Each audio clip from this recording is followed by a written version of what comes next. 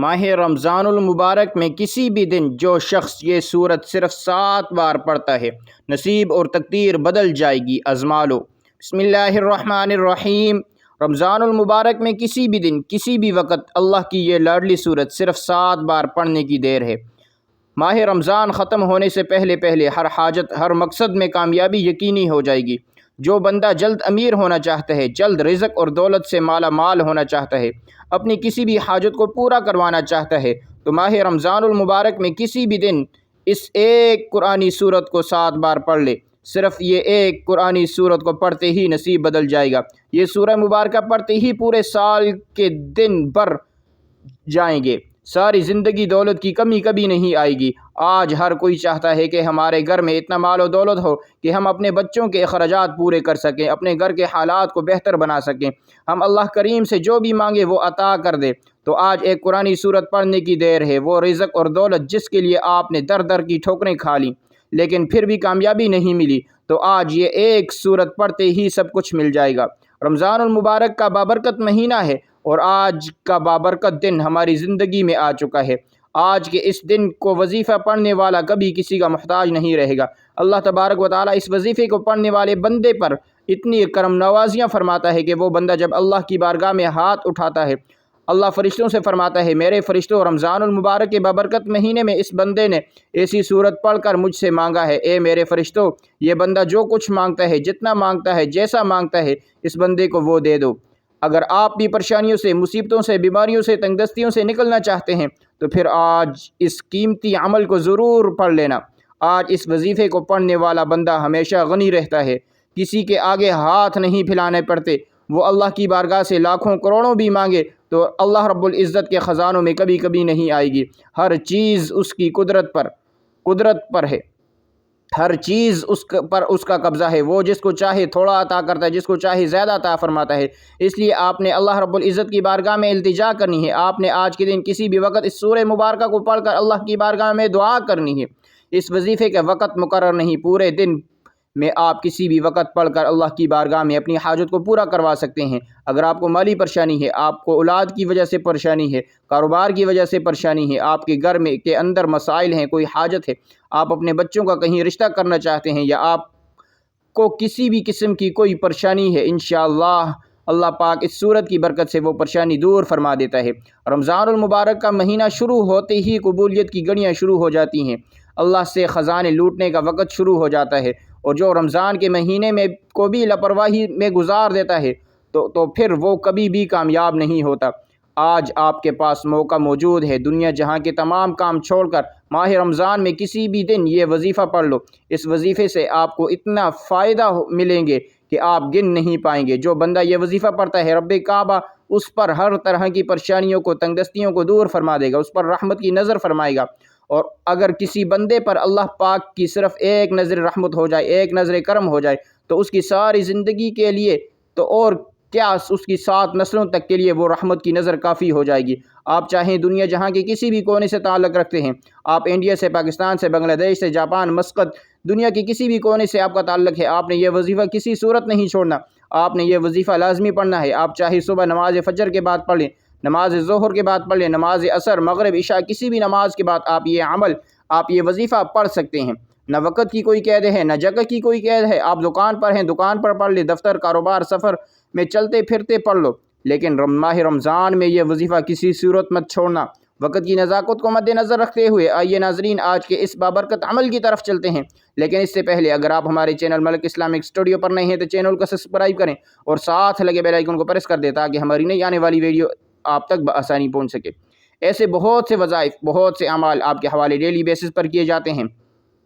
اب عمل کیا ہے؟ رمضان المبارک کا پورا مہینہ آپ کے پاس موجود ہے۔ آپ چاہیں تو نماز فجر کے بعد پڑھ لیں، نماز ظہر، عصر، مغرب، عشاء، کسی بھی نماز کے بعد آپ یہ وظیفہ پڑھ سکتے ہیں۔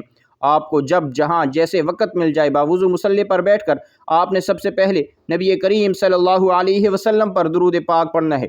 درود پاک آپ کوئی سا بھی پڑھ سکتے ہیں، آپ مختصر درود صلی اللہ علیہ وسلم پڑھ لیں، یا صلی اللہ علی محمدن پڑھ لیں، یا آپ نماز والا درود ابراہیمی پڑھ لیں۔ درود ابراہیمی کی فضیلت اور برکت سب سے زیادہ ہے۔ میں آپ سے یہی کہوں گا کہ آپ نماز والا درود ابراہیمی ہی پڑھیں۔ روایات میں آتا ہے ہمارے پیارے آقا صلی اللہ علیہ وسلم بھی تمام درودوں میں درود ابراہیمی کو ہی سب سے زیادہ محبوب رکھتے تھے۔ ایک بار حصول برکت اور ثواب کی نیت سے میرے ساتھ بھی پڑھیے گا۔ اللہم صلی علی محمد وعلی آل محمد کما صلیت علی ابراہیم وعلی آل ابراہیم انک حمید مجید۔ اللہم بارک علی محمد وعلی آل محمد کما بارکت علی ابراہیم وعلی آل ابراہیم انک حمید مجید۔ 3 بار درود پاک پڑھنے کے بعد آپ نے اپنے خاص مقصد کی نیت کرنی ہے، کیونکہ انسان جب بھی کوئی کام کرتا ہے تو اپنے مقصد کی نیت کر کے کرتا ہے۔ اگر آپ کسی منزل کی طرف نکلتے ہیں تو آپ کو پتہ ہوتا ہے کہ آپ نے کہاں پہنچنا ہے، اس لیے آج اپنے مقصد کی نیت لازمی کر لو، تاکہ آپ کے دل ہی دل میں جو بھی مانگو وظیفہ پڑھتے دوران ہی فرشتے اللہ کی مدد لے کر آئیں۔ اگر آپ کی ہر حاجت کو پورا کر کے جائیں، جس کو جو چاہیے مانگو، جتنا چاہیے جیسا چاہیے مانگو، آپ کسی بندے سے تو نہیں مانگ رہے، آپ تو اللہ سے مانگ رہے ہیں، رمضان کی قبولیت والے مہینے میں مانگ رہے ہیں، رمضان کی عظمت اور قبولیت کی ان گھڑیوں میں مانگ رہے ہیں۔ اپنے مقصد کی نیت کرنے کے بعد ایک بار تعوذ اعوذ باللہ من الشیطان الرجیم بسم اللہ الرحمن الرحیم پڑھ کر اپنے وظیفے کا آغاز کرنا ہے۔ یاد رکھیے، جس کام کے شروع میں تعوذ اور تسمیہ پڑھ لیا جاتا ہے اس میں خیر ہوتی ہے، اس میں برکت ہوتی ہے، اس میں سلامتی ہوتی ہے۔ جب آپ نے اپنے خاص مقصد کی نیت کر لی، تعوذ اور تسمیہ پڑھ لیا، تو اب آپ نے سب سے پہلے نمبر پر جو وظیفہ پڑھنا ہے وہ وظیفہ اللہ رب العزت کے 2 صفاتی ناموں کا وظیفہ ہے۔ یہ نام ہر کسی کو آتے ہیں، ان ناموں کو اسم اعظم بھی کہا جاتا ہے۔ آپ نے یا رزاق و یا فتاح کو پڑھنا ہے۔ یا فتاح یہ وہ اسم اعظم ہے جس کی قسم اللہ نے خود کھائی ہے۔ اللہ فرماتے ہیں قسم ہے مجھے اپنے نام یا فتاح کی، جو بندہ یا فتاح پڑھ کر مجھ سے مانگے گا میں اس کی ہر حاجت کو پورا کروں گا، اس کے منہ سے نکلی ہر بات کو پورا کروں گا۔ اور یا رزاق کا مطلب ہے اے رزق دینے والے اللہ، تو وہ ہے جو کافروں کو بن مانگے رزق عطا فرماتا ہے۔ تو آپ نے رمضان کے مہینے میں اللہ سے مانگ رہے ہیں، تو آپ رمضان کے مہینے میں اللہ سے مانگ رہے ہیں، تو آپ خود سوچیں کہ وہ رب آپ کو کیوں نہیں عطا فرمائے گا۔ آپ اللہ کو اس کے صفاتی نام یا رزاق سے پکار رہے ہیں، جس کا مطلب ہی ہے رزق دینے والا۔ اب آپ نے یا رزاق و یا فتاح کو کیسے پڑھنا ہے، کتنی بار پڑھنا ہے؟ یا رزاق و یا فتاح، یا رزاق و یا فتاح، یا رزاق و یا فتاح۔ اس طرح سے آپ یا رزاق و یا فتاح کو ہاتھ کی انگلیوں پر پڑھ لیں یا تسبیح کے دانوں پر پڑھ لیں۔ آپ نے صرف 11 بار پڑھنا ہے۔ یہ ایک ایسا اسم اعظم ہے جسے پڑھ کر مانگا جائے تو اللہ فوراً عطا فرماتا ہے۔ آج مہینہ بھی تمام مہینوں کا سردار مہینہ ہے، اور آج کا وظیفہ بھی اللہ کے تمام ناموں سے طاقتور نام کا وظیفہ ہے۔ اللہ والے فرماتے ہیں خوش قسمت ہے وہ بندہ جو ماہ رمضان میں یہ وظیفہ پڑھے گا۔ جب آپ 11 بار یا رزاق و یا فتاح کو پڑھ لیں تو اب آپ نے دوسرے نمبر پر کون سا وظیفہ پڑھنا ہے؟ اب آپ نے دوسرے نمبر پر قرآن پاک کی پہلی سورہ مبارکہ کو پڑھنا ہے، جسے سورہ فاتحہ کہا جاتا ہے۔ اللہ کی یہ سورت اتنی لاڈلی ہے، اللہ نے نماز کی ہر رکعت میں سورہ فاتحہ کو لازمی قرار دیا۔ جس رکعت میں سورہ فاتحہ نہ پڑھی جائے وہ رکعت مانی ہی نہیں جاتی۔ سورہ فاتحہ کی تلاوت سنیے۔ بسم اللہ الرحمن الرحیم الحمد للہ رب العالمین الرحمن الرحیم مالک یوم الدین ایاک نعبد و ایاک نستعین اہدنا الصراط المستقیم صراط الذین انعمت علیہم غیر المغضوب علیہم ولا الضالین۔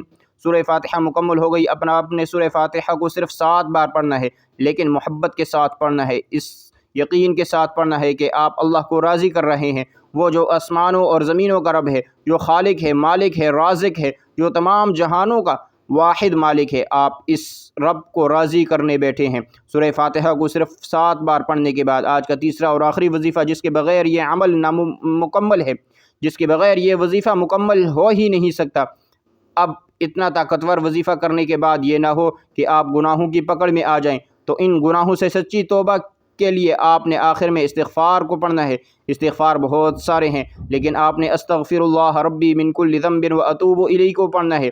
اگر آپ یہ استغفار نہیں پڑھنا چاہتے یا آپ کو نہیں آتا تو استغفر اللہ بھی پڑھ سکتے ہیں۔